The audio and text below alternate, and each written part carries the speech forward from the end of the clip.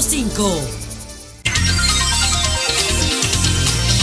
6:58 minutos. Buenos días, dominicanos, dominicanas, ciudadanos y ciudadanas del mundo. Julio Martínez Pozo, los comentarios de los temas más importantes en el Sol de la Mañana, en este lunes 4 de abril del año 2016. Buenos días a todo el equipo del Sol de la Mañana. Marilena Núñez, Víctor Gómez Casanova, Yolanda Martínez, Oli Matos, Eury Cabral, José La Luz, Melton Pineda, Dona Mauris, que disfrute sus vacaciones, y Vladimir, que está con nosotros en sustitución del maestro Amaury Jaibar, que está de vacaciones. Buenos días, Santiago de los Caballeros. Bueno, Ramón Paulino, así late la ciudad corazón. Manuel González Manegonte, nuestro catedrático del sector agropecuario, y Rafael Díaz, nuestro cronista deportivo. Buenos días, Humberto Paniagua, Andrés Martínez, Álvaro Camaño. Buenos días a Luis Ramírez y a Daris Terrero. Helen Gil, nuestra productora. Sonia Patiño, nuestra coordinadora. Buenos días, Joa Bernal. Buenos días, todo el equipo de Señales TV. Anuncio que para el día de hoy presento en exclusiva un informe completo sobre lo que ocurrió con Claudio Camaño. Todo lo que ocurrió con Claudio Camaño en cada uno de los sitios donde fue tratado, pero en un informe completo, en un informe con bien documentado, en un informe con bastantes testigos, un informe completo, que después le explicaré por qué se elaboró ese informe y a petición de quién. Pero completo, vamos a presentar ese informe que está en nuestro poder. Entonces, varios temas, incluyendo ese que lo trataremos en el día de hoy, pues, bueno, decía Humberto Paniagua que el pasado domingo, pues, las ruinas de San Francisco se reventaron. Siempre acuden muchas personas los domingos, pero este domingo fue algo inaguantable. No cabía un alma. Y qué bueno que esa ha sido la reacción del pueblo dominicano y de los capitaleños a esta formidable participación del Grupo Bonje el pasado viernes en el Sol de la Mañana. Así es que esperamos que sigan con éxito y que la gente les siga respaldando. También, ojalá que en el día de hoy podamos aclarar lo que está ocurriendo con Roy Tabaret y con su esposa o exesposa. Ahí hay una historia de violencia de género narrada en dos caras distintas. La esposa habla de maltrato y Roy Tabaret habla de maltrato. Entonces, a Roy Tabaret se le declaró en rebeldía por parte del Ministerio Público, que lo estaba requiriendo para investigarlo por denuncia presentada por su ex esposa de supuesto secuestro. Y él dice que él le salió corriendo porque ella lo apotemaba a golpes. Y tuvo que salir corriendo porque no aguantaba más, que a cada momento le daba una paliza. Entonces, esto tiene que ventilarse esta semana. Vamos a ver si podemos conversar con ellos. Cuando hay dos versiones, lo único que podemos hacer aquí es que pedir que la justicia, que el Ministerio Público manejen esto sin prejuicio, con absoluta imparcialidad, para determinar ahí qué es lo que ha pasado en honor a la verdad. Y bueno, también licenciado Atoy de Cans Jiménez, señores, hoy aparecen unas declaraciones que él ofreció al Listín Diario muy contundentes. Dice Atoy de Cans: en la República Dominicana, el día 15 de mayo, no hay segunda vuelta. Danilo Medina gana en la primera vuelta porque no hubo unión de la oposición. En términos categóricos, eso es lo que ha dicho Atoy de Cans. Que no haya ilusiones, aquí no habrá segunda vuelta. No habrá segunda vuelta porque la imposibilidad de unirse en un bloque para enfrentar al oficialismo, no existe posibilidad de una segunda vuelta electoral porque las oportunidades de unificar la oposición se perdieron, dice el licenciado Atoy de Cans Jiménez. Así es que vamos de inmediato con otros comentarios.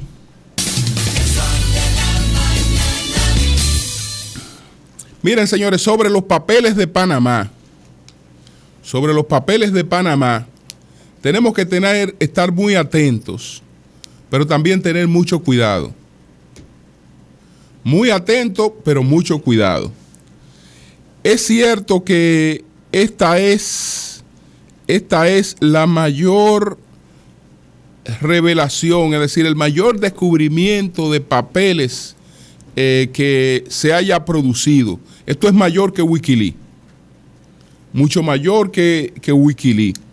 Estamos hablando, señores, esto ha sido el grupo,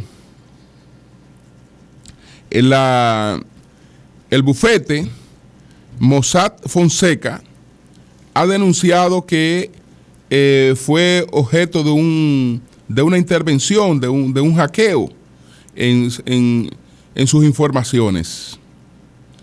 Ciertamente, el Consorcio Internacional de Periodistas de Investigación, que está pues establecido en Washington, ha asumido responsabilidad en la búsqueda de estas informaciones que estaban en estos documentos. Es decir, que probablemente este consorcio auspició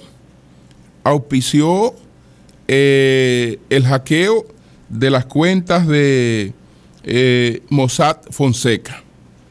Y entonces ahí aparecen revelaciones que involucran a por lo menos 140 políticos y funcionarios del primer nivel en todas partes del mundo. Pero eso es político. Ahí están los datos de los empresarios de América Latina y de cualquier parte del mundo. Hay mucha información disponible. Ahora, ¿qué es lo que ocurre con esto? En el caso nuestro, que estamos a 40 y tantos días de unas elecciones, habrá que tener mucho cuidado, porque debemos todos refrescar la memoria y ver que en un periodo en este país, de una etapa final de una campaña, alguien fue capaz de reproducir pues una falsificación, una falsedad total para atribuirle a la entonces candidata vicepresidencial de Danilo Medina una cuenta de unos 45 millones de dólares o de euros en un banco en el exterior. Y eso se produjo en una campaña, en una etapa donde no hay mucho tiempo para aclaración. Desde el principio, eso tenía un componente de falsificación al extremo de que los que inventaron eso no encontraron ningún medio importante que lo asumiera en principio, y tampoco encontraron comunicadores con digamos, credibilidad que perder, aunque tuvieran conceptos opositores, que se atrevieran a reproducir una cosa como esta. Pero encontraron quien la reprodujera. Y eso se manejó en una campaña electoral. Ahora nos encontramos con que hay más de 11.5 millones de papeles por ahí. De papeles. En lo que se aclara si es verdad o mentira.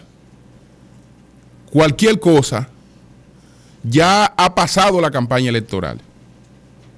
Entonces hay que tener mucho cuidado, mucho cuidado con eso. Mucho cuidado con eso, porque hay gente que aquí está dispuesta a agarrarse hasta de un tubo caliente. Hasta de un tubo caliente. Porque miren ya cuál es la situación que tenemos en la República Dominicana y cómo un líder opositor ofrece unas declaraciones como la que está dando el licenciado Atoy de Cans Jiménez. Mucho cuidado. ¿Qué quiere decir esto? Que no podrán aparecer, digamos, con certidumbre, con realidad, gente dominicana. Deben aparecerla. Pero y las compañías offshore de República Dominicana se manejan en Panamá, la mayoría.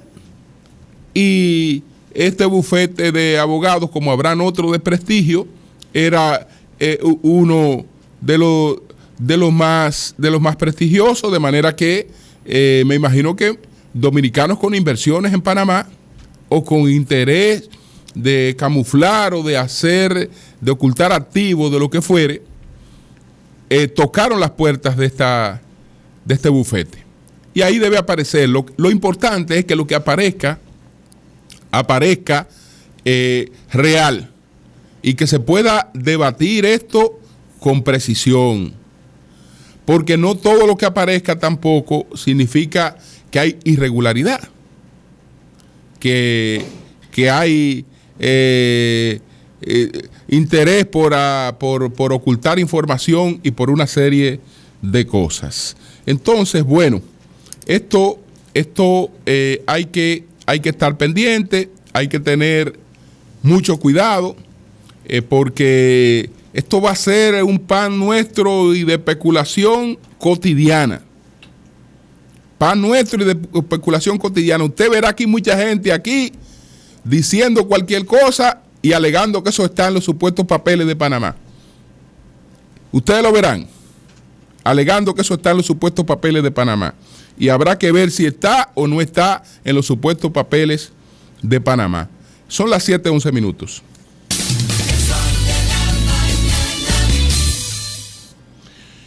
Miren, voy a dejarlo de Claudio Camaño para tocarlo ya como tema final. Ojalá que podamos localizar, porque lo único que falta en el informe que vamos a presentar es lo de Baní, lo de la clínica Aguas Vivas en Baní, y justamente la conversación con Claudio Camaño Vélez en El Sol de la Mañana versó sobre lo que ocurrió en Baní, que es, digamos, el capítulo que le falta a este informe al que yo me voy a referir un poco más adelante. Entonces, ojalá que podamos localizar lo que nos expresó Camaño Vélez sobre Baní, para después entonces hablar de lo que pasó de Baní en adelante, hasta el momento del lamentable fallecimiento de don Claudio Camaño. Bueno, señores, yo no sé qué es lo que ha estado pasando con algunas cuestiones, porque la experiencia que tiene en la historia dominicana la Embajada de los Estados Unidos es para tener otros manejos, porque la Embajada de los Estados Unidos de América, la República Dominicana, no es la presencia del embajador Wallis Brewster y su esposo. Esa es una institución. Esa es una institución y tiene unos criterios y tiene un conocimiento acumulado que debe o ha debido servir para conocer el ámbito en el que ellos se desempeñan. Siempre he creído que si el embajador Taple Benes se maneja de otra manera, le había ahorrado a su país el recurso más costoso en vidas y en dinero, en vidas y recursos, lo más costoso que puede haber como recurso de política exterior es una invasión. Eso lo pudo haber evitado el embajador Taple Benes con otro manejo, pero su manejo fue torpe y terminó produciendo las peores consecuencias para nuestro país y para el suyo. Pero ese es un acontecimiento que debe dejar sus lecciones. Entonces me extraña que se esté verificando un comportamiento institucional tan imprudente, incluso irrespetuoso de las instituciones. Porque, primero, un agregado político de una embajada, un agregado político de ninguna embajada tiene la potestad, tiene la facultad para dirigirse a la Junta Central Electoral. Cualquier cosa que requiera la embajada de los Estados Unidos o cualquier embajada, cualquier información o cualquier solicitud que vaya a formular, esa tiene que ser una solicitud manejada a través de la Cancillería de la República. Pero eso de comunicación directa entre funcionarios de una embajada y los miembros de un poder independiente, eso la verdad es que es una violación. Pero señores, no es solo eso, es un desconocimiento a la institucionalidad total, porque yo tengo esta comunicación, yo la tengo, pero qué bueno que la trae el periódico El Día en el día de hoy. Esta comunicación, este correo electrónico que envía el consejero político de la Embajada de Estados Unidos, Brian S. Quagley, a un miembro del Pleno de la Junta Central Electoral para solicitarle la convocatoria del Pleno para ellos pedirle una cosa increíble, que un gobierno extranjero se atreva a pedir que se le admita como observador en un proceso. Y en esa carta, la Embajada de Estados Unidos se describe a sí misma como una institución apartidista. No, usted no es institución apartidista. Usted es una institución política que representa los intereses de un Estado. Y ni usted, ni ningún observador, ni ninguna embajada puede tener la condición de observador en un proceso electoral. Ustedes pueden ser invitados, como han sido invitados en el pasado, pero no pueden tener esa categoría. Pero ¿qué pasa? Señor, además de la violación de que dirigen comunicaciones como si estuvieran ante poderes subalternos,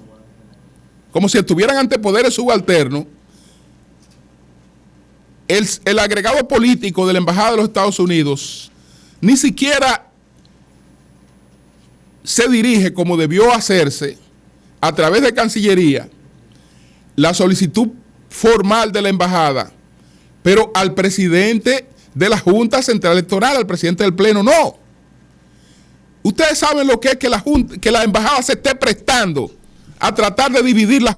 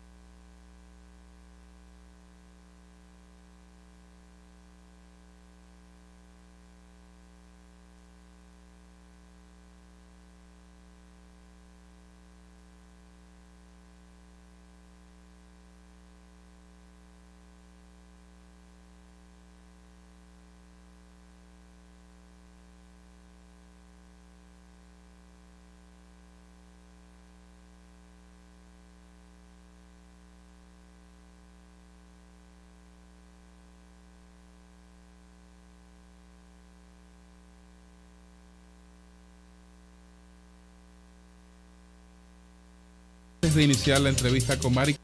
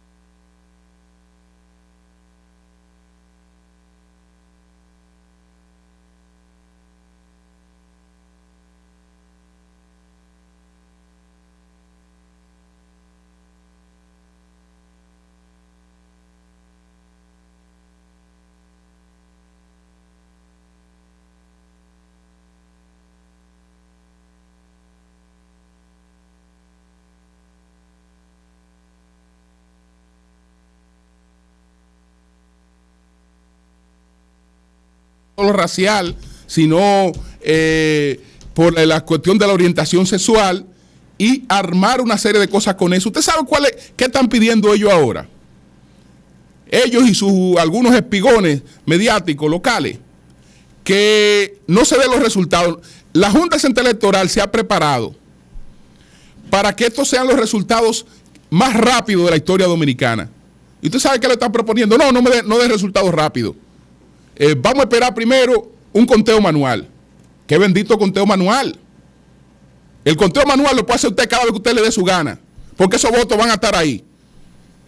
Esos votos van a estar ahí. Ahora, lo que este país puede saber en tiempos récord, como nunca lo ha sabido y lo va a saber, es quién ganó las elecciones. Ahora no, ellos no quieren eso. Ellos quieren que tengamos una noche de incertidumbre. Una noche de incertidumbre, armar una serie de líos para buscar unas supuestas negociaciones. Yo no sé de qué. Incluso Participación Ciudadana está tratando de llevar a los partidos políticos a que planteen cosas con las que los partidos no están de acuerdo. Porque si alguien es testigo de toda la colaboración que ha tenido la Junta para organizar el proceso, son los partidos políticos. Pero ellos, con los fondos que están recibiendo, porque tampoco van a ser y pueden ser tomados en cuenta como observadores imparciales. No. Ellos son observadores que están ahí con el dinero de quienes quieren crearle problemas a este país. Porque evidentemente que esto plantea que hay un interés en crear problemas.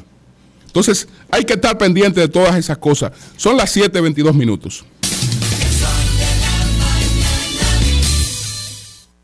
Bueno, señores, yo quiero pedir el audio de Claudio Camaño Vélez. ¿Por qué? Por lo siguiente.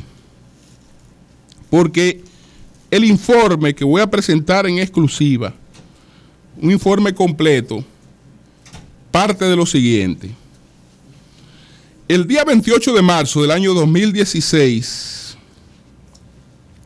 la directora del Área 6 de Salud, la doctora Marisa Rodríguez, le dirigió una comunicación al doctor José Yunén, director médico de Sedimá, su despacho, asunto, solicitud de información.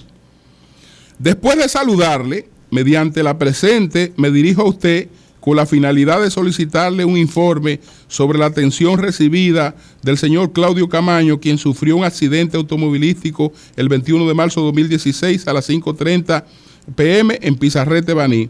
Esperando contar con su colaboración, doctora Marisa Rodríguez, directora Área 6 de Salud. Ese informe, pues yo lo conseguí el fin de semana. Ese informe que se va a conocer esta semana, yo lo conseguí el pasado fin de semana. Pero ese informe no incluye Baní. Lo único que no incluye es Baní.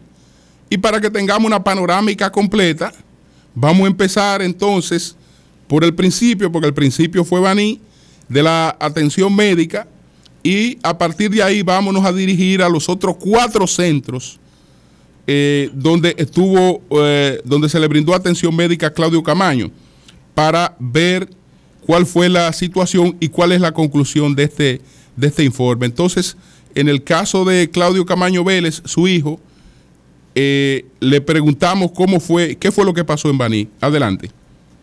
Claudio Antonio Camaño Vélez, hijo de Claudio Camaño, está aquí en la línea telefónica. Buenos días, Claudio. Muy buenos días a todos allá en cabina, muy buenos días al pueblo dominicano que nos escucha. Se publicó una información de que supuestamente ustedes tenían intenciones de judicializar el caso de tu padre, lo de las atenciones médicas. Sí, mira, qué bueno que ustedes nos llaman, nos permiten realizar ciertas aclaraciones. Ayer en la conferencia de prensa que tuvimos, sí, se nos preguntó si nosotros si nosotros demandaríamos a los centros. Nosotros, ¿aló? Sí, te escuchamos muy bien. Si nosotros demandaríamos a los centros o a los médicos, nosotros lo que planteamos fue que nosotros estábamos a la espera de las investigaciones que estaba haciendo tanto el Ministerio de Salud Pública como el expertise que estaba haciendo el INASIF, para entonces luego reunirnos con un cuerpo médico de confianza nuestra y determinar en qué nivel hubo negligencia, dónde estuvieron los fallos, y entonces ahí determinar qué vías continuar. Lo que sí planteamos fue que de evidenciarse y comprobarse negligencia, nosotros íbamos a llevar esto adelante para que se lograra un proceso ejemplificador que sirviera de precedente para que en nuestro país no estuvieran, se tuviera más cuidado al momento de manejar un paciente, sobre todo un paciente en estado crítico. Ustedes pero todavía nosotros no estamos en condición de determinar qué vía vamos a seguir porque estamos a la espera y nosotros hemos tratado de no generar prejuicios ni generar comentarios especulativos en torno a este tema. ¿Ustedes todavía no han llegado a la conclusión de si hubo negligencia o no? Bueno, mire, algo que sí nosotros planteamos es que si mi padre hubiese recibido las atenciones oportunas y de calidad que merecía él y cualquier persona, él estuviera vivo. De eso nosotros no tenemos la menor duda, porque una persona que estaba en una condición, él duró más de 36 horas en un proceso de mejoría y luego entonces comenzó en cuestión de horas, pasó de ir en un proceso de mejoría a estar fallecido. Antes de llevarlo a Sedimat, ¿a qué lugares lo llevaron? Él primero fue a un centro médico en Baní, el Centro Médico Aguas Vivas. Allá le hicieron las radiografías, le tomaron el parámetro de los signos vitales, pero ese centro, dado que no tenía especialista torácico, tuvo que referirlo a Santo Domingo, porque aquí hay un tema con los especialistas en la emergencia, y esto es bueno que la población esté muy clara de esto. Los especialistas no les gusta atender en emergencia, por un tema económico, porque un especialista que en una consulta, en una intervención privada, en una cirugía que haga de manera privada y programada, donde pudiese cobrar 50, 60 mil, 100 mil pesos, 200 mil pesos, en una emergencia lo que va a cobrar por la misma intervención 4 o 5 mil pesos, es lo que se les reconoce en la emergencia.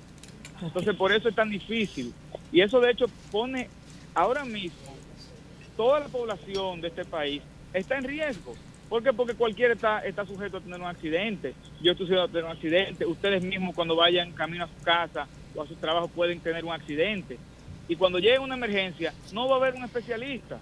Habíamos entendido, por lo que explicó el doctor José Joaquín Puello acá en una entrevista, creo que antes de ayer, que ahí procedía intervenirlo de inmediato para provocar el drenaje del área torácica y que con un simple tubo de pecho se hacía.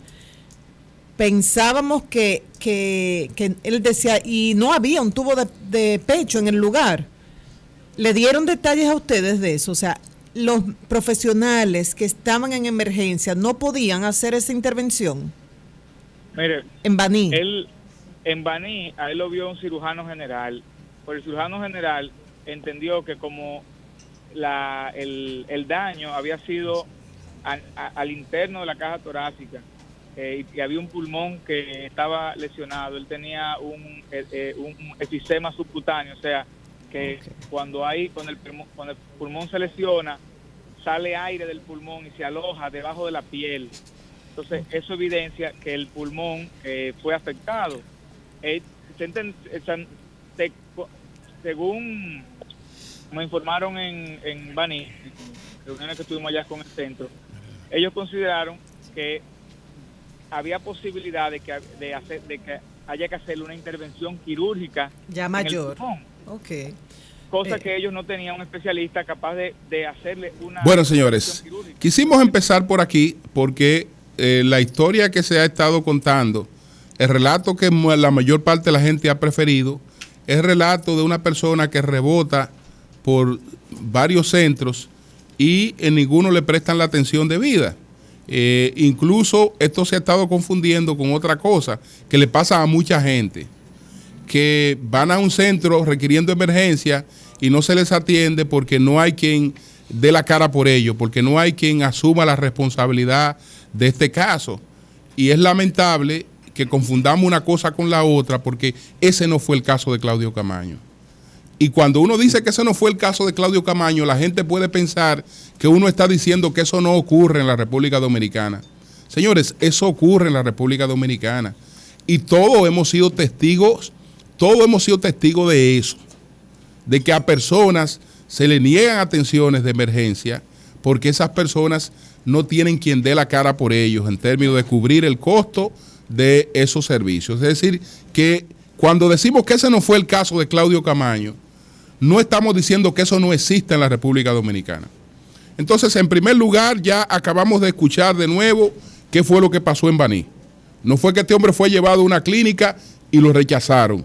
Fue llevado a una clínica, le brindaron las atenciones que pudieron y un cirujano general no recomendó la colocación del tubo de pecho porque si se arriesgaba a un sangrado, ellos no estaban en condiciones en ese hospital de poderlo recibir. Ahora, ¿qué dice el informe oficial?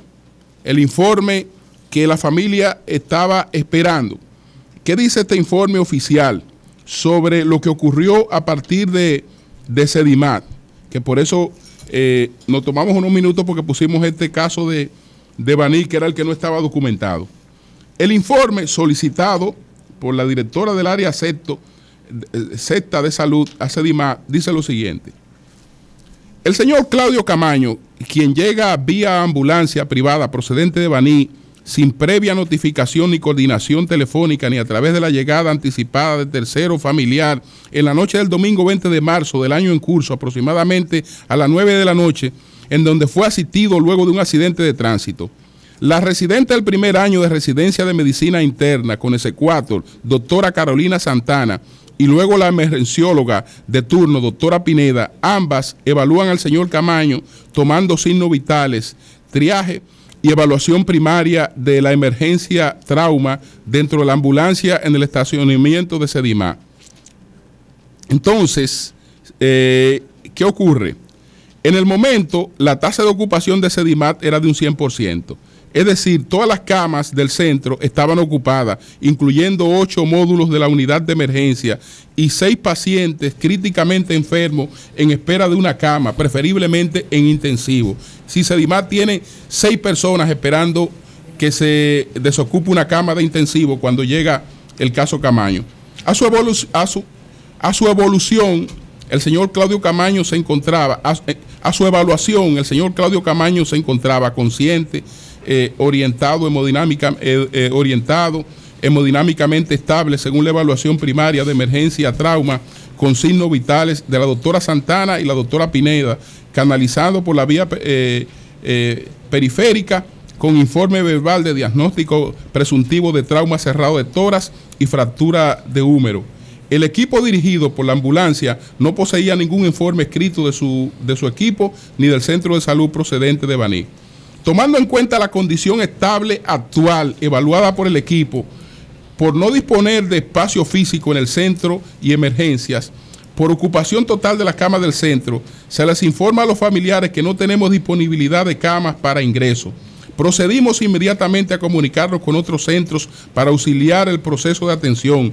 Nos comunicamos con las unidades de cuidados intensivos del Hospital Traumatológico Dr. Ney Arias Lora, con la doctora Virginia Navarro, quien nos informa que no tenían camas disponibles y que habían recibido pacientes de la Plaza de la Salud, en donde tampoco tenían espacio físico. Es decir, la Plaza de la Salud ya había terminado de llenar el Ney Arias Lora, porque cuando se llenó la Plaza de la Salud, entonces mandó los pacientes que requerían intensivo hacia el Ney Arias Lora, y cuando ya llama a Sedimar, el Ney Arias Lora no tiene espacio físico.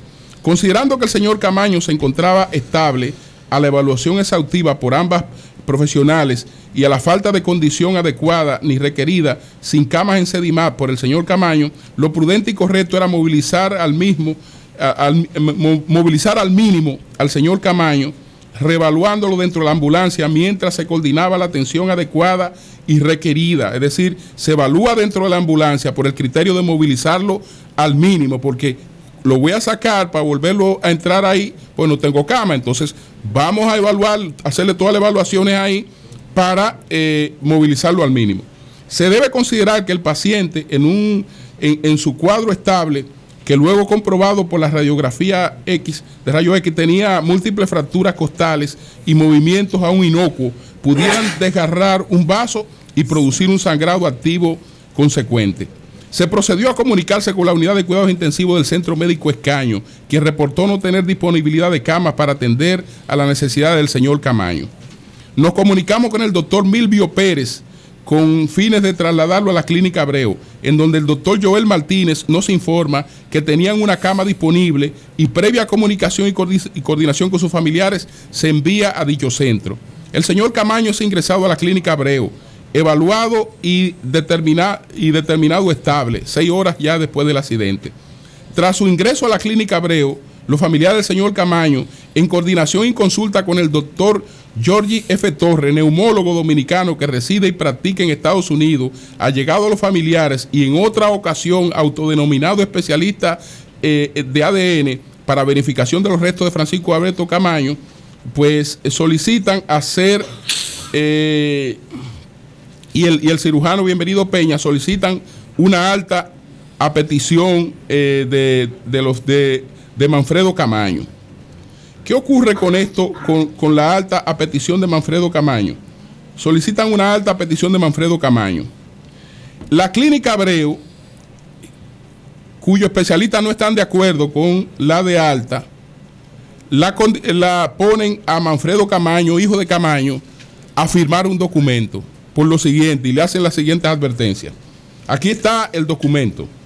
Yo tengo el documento firmado por Manfredo Camaño aquí, de la Clínica Abreu, donde el paciente está estable, entonces se solicita que se traslade a la Clínica UCE porque allí ellos van a tener este tratamiento. Entonces, a solicitud de alta para el paciente, el suscribiente Manfredo de Camaño, hijo, que es el parentesco, reconoce haber sido tratado médica y quirúrgicamente en la Clínica Abreu de esta ciudad, acepta como bueno y válido los tratamientos instalados. Lo importante es lo siguiente: sin embargo, en su decisión de solicitar que a su padre sea dado de alta en esta institución, reconoce haber sido advertido por el médico o los médicos tratantes de todos los riesgos y eventualidades que pueden surgir de alta prematura, descargando por ello de toda responsabilidad médica y o legal a los médicos tratantes y al personal de la Clínica Abreu de cuanto ocurra al paciente una vez que éste haya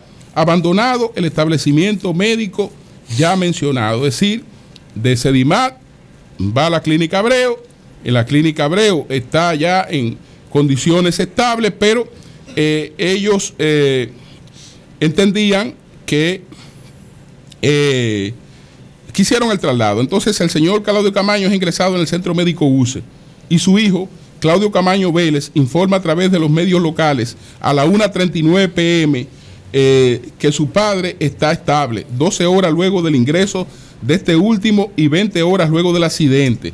Entonces aquí está la comunicación de Claudio Camaño Vélez Mi padre está estable. Ahora mismo el doctor Zenén Cava coordina la intervención que habrá de realizarse. Bueno, aquí están todos los datos de Zenén Cava. El señor Camaño fue intervenido con un tubo de pecho varias horas luego de su ingreso en consistencia con reportes oficiales por familiares y médicos de la familia. Yora F. Torres, el señor que hay que dar esta información. El señor Claudio Camaño fallece el 22 de marzo del 2016 a la hora de la madrugada sin haber sido intervenido quirúrgicamente. Inicialmente estable, luego consagrado activo pulmonar, sin vía respiratoria protegida, con múltiples transfusiones.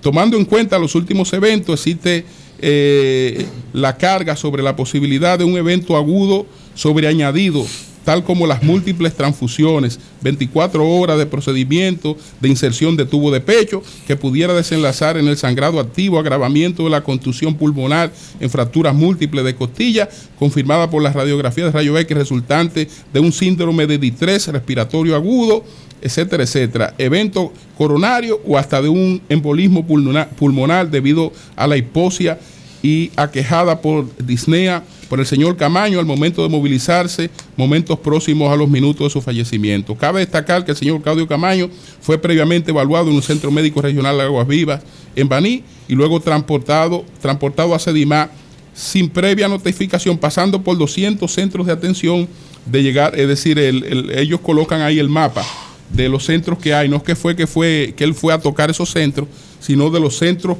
por lo que pasa hasta llegar allá, es decir, el lugar escogido por sus familiares para llegar a este lugar. Entonces, ese es el informe oficial sobre lo que ha ocurrido con Claudio Camaño. Ahí está, eso está avalado ahí, yo no leí los documentos, pero todo eso que está dicho ahí está firmado. Y no solo que está firmado, las comunicaciones de voz, las llamadas telefónicas a cada uno de los centros, todo eso está a disposición del que entienda si es que va al camino de de judicializar este asunto. Buen día. Oyéndote sobre ese informe, que es una primicia, y luego de la entrevista que nos cediera el hijo de Claudio Camaño, no concluye. En Baní no hubo rebote porque el propio hijo de Claudio Camaño dijo que hacía falta un cirujano torácico que no estaba ahí. Le dieron las atenciones que había que dar. Claro. Y es natural, en una emergencia no van a estar los especialistas 24 horas. O sea, eso es una situación, es un riesgo al que se enfrenta cualquier paciente.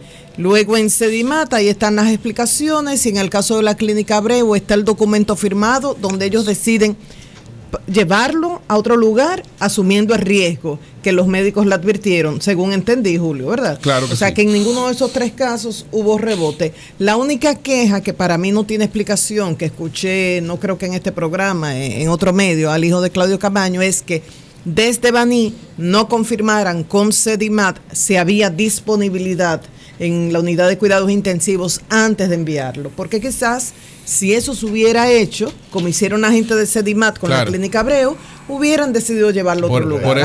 Por eso Sedimat advierte que no tuvo notificación previa. Sí. No tuvo notificación previa. Que ahí hubo una falla quizás del personal de Baní. Sí. Y debo decir que conversé con uno de los médicos responsables de Sedimat, nos encontramos, somos amigos, y me decía que Sedimat no es un buen lugar para tú llegar sin advertirlo. Es decir, si tú llegas inadvertido, debe hacer cita previa, generalmente es un centro de referencia, no es un centro. O sea, una emergencia, tú lo adviertes. Buen día, o sea, tú tienes una emergencia. No, si es una emergencia, va a otro lugar. Dice pero se supone que todo centro, no, perdóname, Oli, pero así no, porque yo entiendo sí que si él tuvo un accidente en Baní y en la clínica Aguas Vivas le están atendiendo y tiene una situación de emergencia que puede ser consultada, como Baní queda a 45 minutos, una hora, tú puedes llamar, pero no diga, o sea, entiendo yo, ¿no? Lo que él me dice, Víctor. Porque entonces significa que yo no puedo llegar de emergencia a una clínica. Yo me hice la misma pregunta, entonces ellos van a hacer lo mismo que haría un centro de atención primaria, te estabilizan y te mandan a otro lugar. ¿Qué me dice? Sí, pero tienes que recibirte y estabilizarte. Claro, y entonces referirte a un especialista. Es lo mismo que si va a un centro de atención primaria. Pero ellos también tienen la especialidad de Sedimat. Pero ellos tienen cuidados intensivos y todo. Lo que ocurre es que en esos momentos habían 6 personas esperando ya en turno. Había que llevarlo a otro lado. Entonces ellos le brindaron las atenciones del lugar, decidieron no movilizarlo, pero una emergencióloga estuvo con él, la doctora Pineda, y una médico residente de primer año estuvieron con él haciendo todas las evaluaciones correspondientes. Y mientras por otra parte consultaban con todo lo disponible en la capital en términos de intensivo para poder hacer el traslado. Eso es precisamente lo que me dice. Es decir, si nosotros tenemos un número limitado de espacios de cuidados intensivos, entonces generalmente hay muchas personas en espera para usarlo, porque ellos lo que hacen es un hospital, un centro especializado de procedimiento de alto nivel. Generalmente ellos tienen un espacio, inmediatamente tienen a alguien que está esperando para colocarlo ahí. Por lo tanto, el Hospital General Plaza de la Salud, que está ahí, ellos pueden referir a ese hospital o a otro. Lo que quiero decir es, ya como una información para la gente que nos escucha, Sedimás es uno de los mejores centros del Caribe, no de la República Dominicana. Pero generalmente, si es un asunto traumatológico por un accidente, las opciones fundamentales deben ser otros centros, no ese, porque generalmente no dispone de espacio para cuidados intensivos. Cami fuera, Vladi. El Sol